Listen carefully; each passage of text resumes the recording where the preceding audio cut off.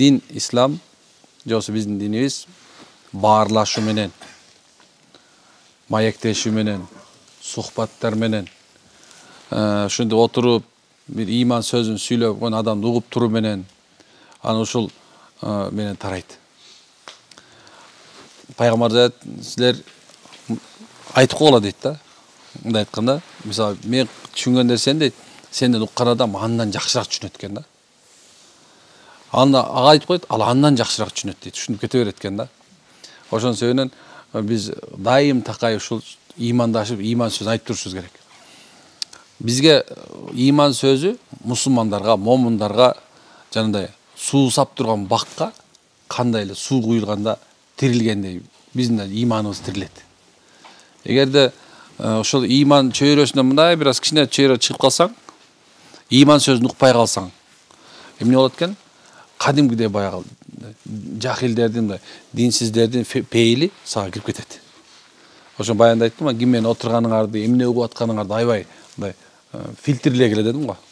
Ошон дайыма айтам, күнүнө жок дегенде субхана бир 10-15 мүнөт сөзсүз эч ким жок болсо да, мисалы алса, машинеге жанагындай баяндарды коюп угуш керек да. Жан дүйнөң эс алып, рахат алып калат. Антикез билесиз, жакшы сөз бар. Жакшы сөз жан эргитет да. Жаман сөз жан кейтет дейт. А калиматы тойиба деген сөздү, мисалы, калиматы тойиба эмне десе, бул жакшы сөз экен да. А калимат тойиба эмне десе, бул ла илаха иллаллах Мухаммад Расулуллах экен. Бул эң жакшы сөз. Бугун ичинде бардык нерсе камтылган да. Ушу келменин ичинде бардык нерсе камтылган. Азыр канча пайгамбарыбыз мына келди, айтып кетти. Эми канча дүйнө олия болсо, ошонун бар канча нерсе айтса, эми андан кийин дагы канча дават жүрүп, канча айтып аткан болсо, ошо ла илаха иллаллах эле да мына. Мухаммад Расулуллах. Ошон себептен эң жакшы сөз угукканга аракет кылыш керек. Макулбу? Эң жакшы сөздөрдү угуп, жүрөктөрдү иншалла жылдып турабыз экенбиз.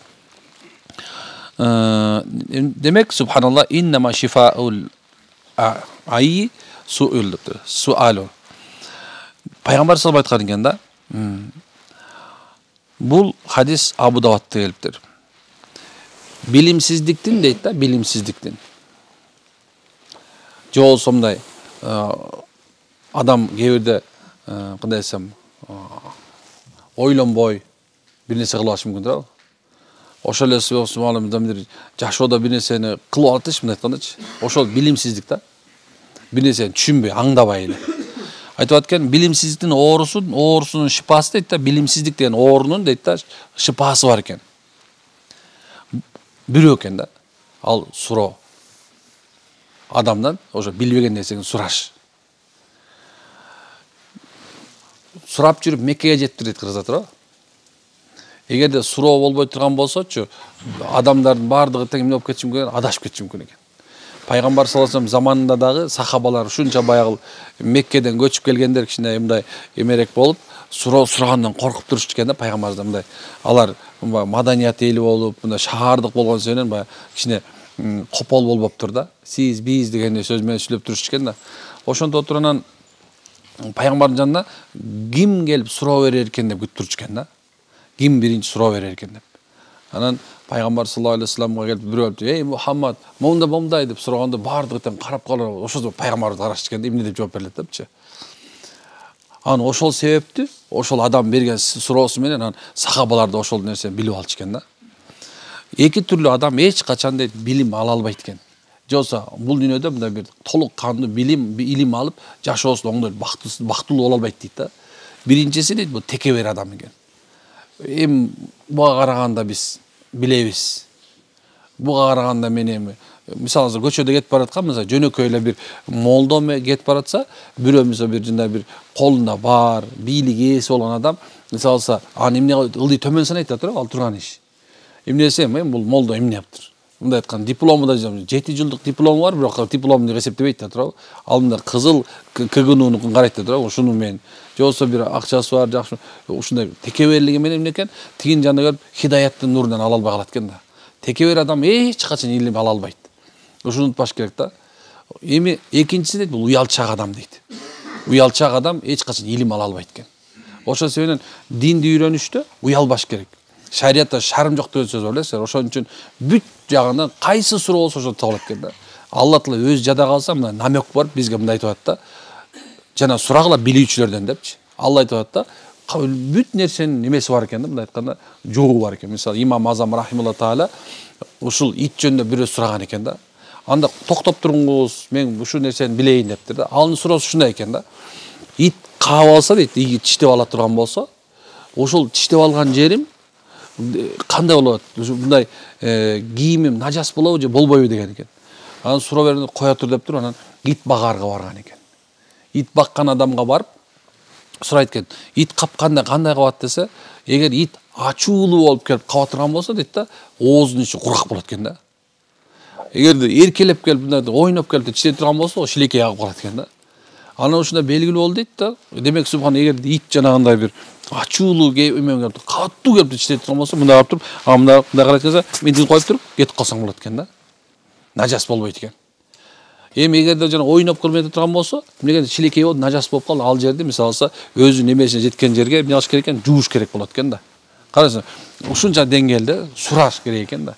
Бир нерсе. Мен дайыма айтып берем да, мына кеңешүү, кептешүү, суроодон такыр уялбаш керек. Демек субханалла дайым такай сураш керек. Билбеген нерсени сураган бул мындай айып эмес. Чүнкү үйрөнбөгөн айып болуп эсептелет да. Билбеген күнөө эмес негизичи, үйрөнбөгөн күнөө негизиндечи. Ошол себептен биздин динибиз мындайкен суроого аябай көңүл бурат экен. Суроо. Дагы пайгамбар саллаллаху алейхи ва саллям айткан, жакшы суроо бул жарым илим деп айткан да. Жакшы суроо эмне экен? Жарым илим. Демек сурап атканда, анан сурап атканда дагы ушундай эмнени сураш керек, билиш керек экен да. Жөнөкөй эле мындай бир суроо бербеш керек да. Бир күнү Азирет Умар радхияллаху анхуга суроо келиптир. Суроо келгенде айтат экен, дейт экен, бул азыр болуп атабы дептир. Жок, болгон жок. Кийим болуп калсачы, ошо кийим болгондо кел деген экен да. Көрсө жөн эле суроону бере бербеш керек экен да. Жумуртка биянан чагайм же биянан чагайм керек жок экен да. Суроонун эмне экен? Субхана, конкреттүү ушул өзүңүн эмеңе керектүү нерсени сураган аябай жүрөгүңө өйтүп турган нерсе болуш керек экен да. Мисалы бир суроо момчу адам баардыгы тең илим алып аткан. Демек эмне экен? Билимсиздиктин шипасы, оорунун дабасы эмне экен? Бул жакшы суроо экен демек, субханалла. Сурамайын эч качан илимге жетпейсиң. Талап кылыш керек экен да. Биздин динибиз ушундай да. Биз илим жөнүндө көп сүйлөшөт да. Анан айтат, эмне үчүн биз илим ала албайбыз дейт. Анткенсе көбүнчөсү мисалы ошол нерсе жөнүндө кабатыр болбогон себептен ала албай калабыз. Мисалы даараттын жөнүндө кабатыр болбойт кээ бирлерчи. Мисалы пайгамбар айтат, мисалы суу болбой калган согончоктор тозокто дейт. Карасаң, суу болбой калган, суу тийбей калган согончоктор тозокто дейт. Ушунча деңгээлде субханалла. Эми эмне экен? Бул жерде коркунуч бар. Мен дааратым кандай алыныш керек? Анын парзы канча, важиби канча, сүннөтү канча, туурабы? Макруу кайсы нерсе дааратты бузат. Эң эле нерсе даарат деле чоң канча деген илим бар экен да. Биз мынтип эле жөн эле минт жууп койгон нерседе 4 мүчөңдү жууп коесуң. Бир субханалла, аны 4 мүчөң жуусунда 13 мүчөңдү эмне алып койсуң? Кайра эмет койсуң. 13 амал кылып коесуң да, ошо 4-төн жуушун элечи. Эми ушунда эле субханалла канча деген эмне бар экен? Хикматтар бар, канча деген даанышмандуулук бар, канча деген сыр бар экен да. Мен баягыда бир айтып бердим силерге, чоң бир аалымдардын бирөөсү, унутуп атам, Суфиян Саури рахмалла таала экен. Ошода ушул бир хадисти тозоктон эң акыркы адам жөнүндө чыккан адамга жөнүндө хадисти айтып берип атып, ыйлаган экен да. Мен ошол болуп калсам экен деп, элдин баары таң калган. Суфиян Саури, сиз ушунчалык деңгээлде, ушундай бир Кудайдын ушунча илимин ушунча алгансыз, канча миңдеген шакиртиңиз бар деп, ушун анын ыйлап атканын көрүшүп, ошо жерде турган миңдеген адамдар ыйлаган экен да. Ушунча аалым, ушунча билимдүү адам дагы ыйлаган экен да. Ошондо акыркы ушу тозоктон чыккан мен болуп калсам экен депчи. Эми кара, мусулман тозокко кирет экен дагы. Анан карабайсызбы? Субханалла, Алла таала ушунча деңгээлде тозок дагы керек болсо, бул дүйнөдөгү даарат алып жүргөн адамдардын ошол мүчөлөрүн күйгүзбөйт экен да. Эми караңыз кандай нерсе. Эгерде өзүңдү толук сактагың келсе, демек ошо даараттын илимин алыш керек туурабы? Эми аны кантип билип аласың? Сен талап кылышың, басып барышың керек туурабы?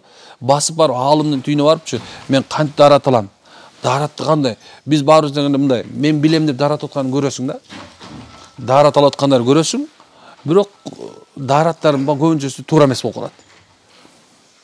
Карасаң, демек эмне экен? Ошол билбей эле жүрүп, мисалы, ошол суроо бербей жүрүп, үйрөнбөй жүрүп, эмне экен? Адам баласы өзүн өзү эле эртең кыямат күнгө азапка барып коюшу мүмкүн экен. Bir rivayette geletken bir alımdın şakirtine түшүнө кириптир. Эми жомок деп баштабагыла, бул кашф жөнүндө сөз сүйлөп атам, субханалла.